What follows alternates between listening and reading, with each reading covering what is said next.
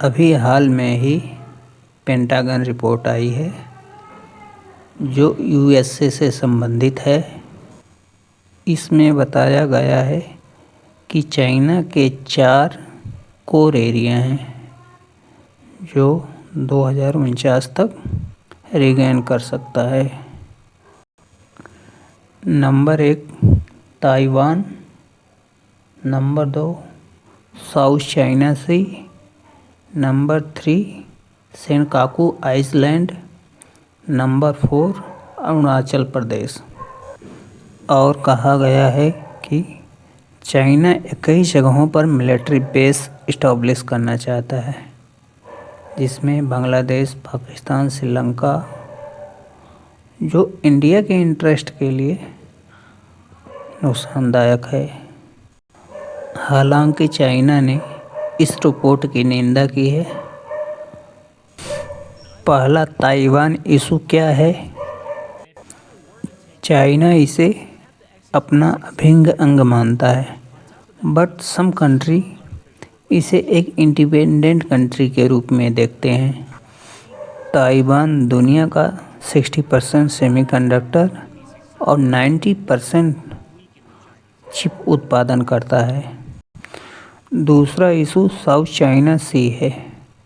पूरे south China सी को China अपना पार्ट मांगता है, बट इंटरनेशनल मैरीटाइम बाउंड्री के यह विरुद्ध है। साउथ चाइना सी फिश प्रोडक्शन, ऑयल प्रोडक्शन और मिनरल्स के लिए जाना जाता है, इसलिए चाइना अपने अंडर में करना चाहता है। बहुत से आसपास के देश जैसे फिलीपींस, ताइवान, ये सब हमेशा इसका विरोध करते हैं। तीसरा इशू है सेनकाकू आइसलैंड, जिसमें चाइना और जापान आपस में हमेशा एक दूसरे के अगेंस्ट खड़े हो जाते हैं। जापान अपना पार्ट मांगता है और चाइना इसे अपना पार्ट मांगता है। चौथा महत्वपूर्ण इशू है अरुणाचल प्रदेश। चाइना कहता है अरुणाचल प्रदेश हमारा एरिया है, जबकि यह सही नहीं है।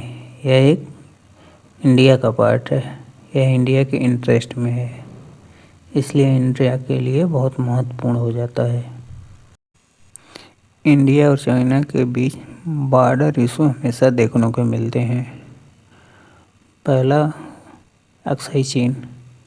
चाइना इसे जिजियांग प्रोविंस का हिस्सा मानता है, जबकि इंडिया इसे लद्दाख प्रांत का। दूसरा है लाइन ऑफ एक्चुअल कंट्रोल। तीसरा है अरुणाचल प्रदेश। ये तीनों ही बहुत महत्वपूर्ण एरिया है इंडिया के लिए, इसलिए इंडिया को चाहिए कि वो पेंटागन रिपोर्ट को ध्यान से समझे और अपने इंटरेस्ट में लाए। चाइना पर कभी विश्वास नहीं किया जाता।